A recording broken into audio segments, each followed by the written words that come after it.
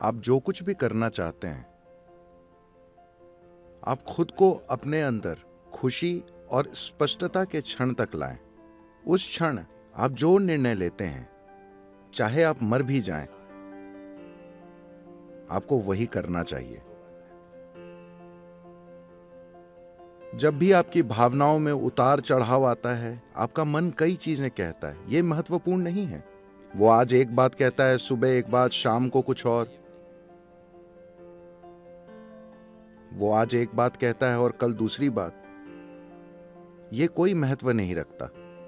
स्पष्टता के क्षण में मैं खुशी कह रहा हूं, क्योंकि जब आप खुश होते हैं तो आप बाध्य नहीं होते। जब आप बहुत खुश और स्पष्ट होते हैं, उस समय अगर आप चीजों को देखते हैं और सोचते हैं कि हाँ, ये करना मेरे लिए बेहतर होगा, बस वही करें, फिर चाहे वो नर्क जैसा ही लगे। ये मायने नहीं रखता कि आप 10 साल तक नर्क से गुजरते हैं, आप बस वही करें, क्योंकि आपकी खुशहाली वही है। जब आप बाध्यता के अलग अलग स्तरों पर होते हैं, उस समय अगर आप निर्णय लें कि किधर मुड़ना है, तो आप अंतहीन रूप से खो जाएंगे। ये इस बारे में नहीं है कि आप क्या कर रहे हैं, बस आप उसे दृढ़ता के साथ कर रहे हैं।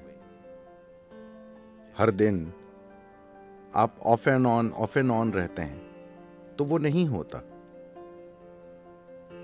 आप बस दृढ़ रहिए, आप बस एक बिंदु पर टिके रहिए, चाहे वो कुछ भी हो।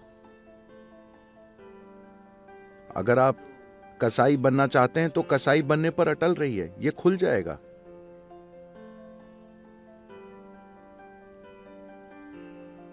एक क्षण के लिए भी ढुलमुल मत बनिए। आपने स्पष्टता और खुशी के क्षण में जो निर्णय लिया है, बस उस पर टिके रहिए, जरा सा भी हिले डुले बिना। उससे आपको कोई वंचित नहीं कर सकता। हर दिन जब आपके विचार और भावनाएं इधर उधर उड़ते रहते हैं, आप अपना मन बदलते रहते हैं, आप गोल गोल घूमते रहेंगे, अंतहीन रूप से गोल गोल घूमते रहेंगे, क्योंकि जो अक्सर दिशा बदलता है, साफ है कि उसे कहीं भी जाने में दिलचस्पी नहीं है, है ना? आप जानते हैं कि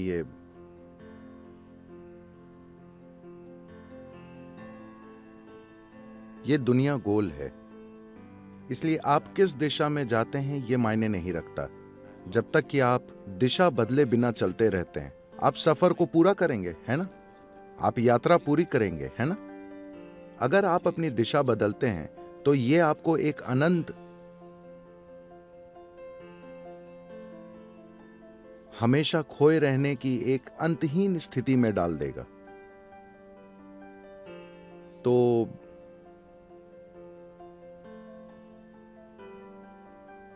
अगर आप वहां होना चाहते हैं, वहां रहिए, कोई समस्या नहीं है। आप यहां होना चाहते हैं, यहां रहिए। रोज रोज अपना मन मत बदलिए, सुबह एक और, शाम को दूसरी ओर। आप अपने लिए और अपने आसपास हर किसी के लिए एक यातना है। जो लगातार अपना मन बदलता रहता है, वे अपने और अपने आसपास हर किसी के लिए एक यातना है ना?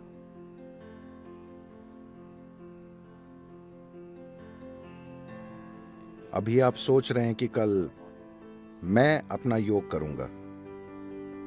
कल सुबह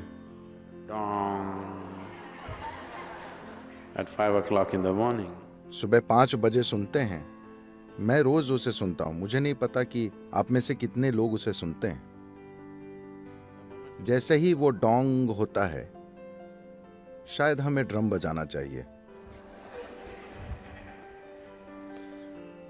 फिर आपका शरीर कहता है, भाड़ में जाए ये योग, मैं बस ये चाहता हूं। वो बदलता रहता है, प्राथमिकताएं बदलती बदलती बदलती रहती हैं। जीने का एक और तरीका है,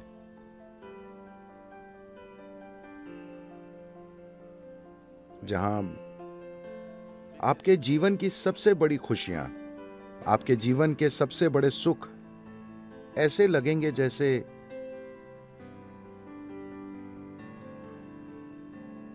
एक चींटी के सुख की तरह लगेंगे।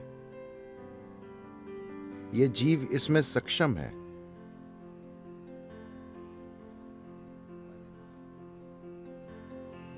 जब बात शरीर और दिमाग की आती है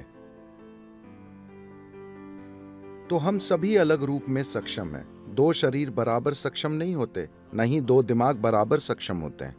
लेकिन जब इस जीव की बात आती है तो हर जीव बराबर सक्षम है।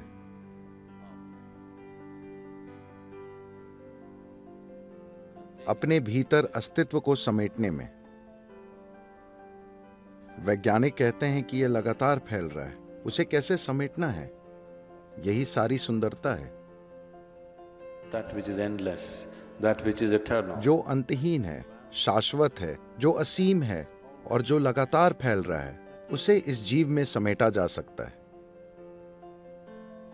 इस मामले में दो जीव अलग अलग क्षमतावान नहीं होते, हर जीव बराबर सक्षम होता है। ऐसा इसलिए नहीं होता क्योंकि आप दिशा बदलते रहते हैं।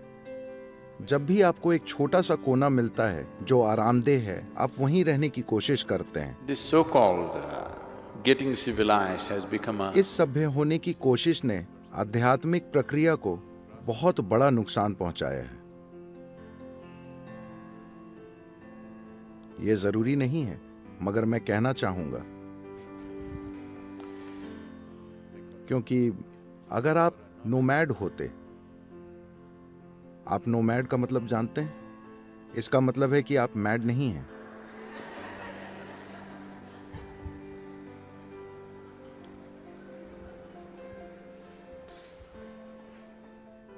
तो कौन नोमैड नहीं है?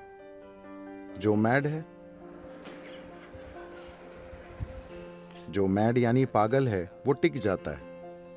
जो मैड नहीं है, वो चलता रहता है, कहीं भी ठहरता नहीं है। जैसे ही हम नोमैड होना बंद हुए, तो हम सुरक्षा और कुशलता के एक पागलपन में पड़ गए।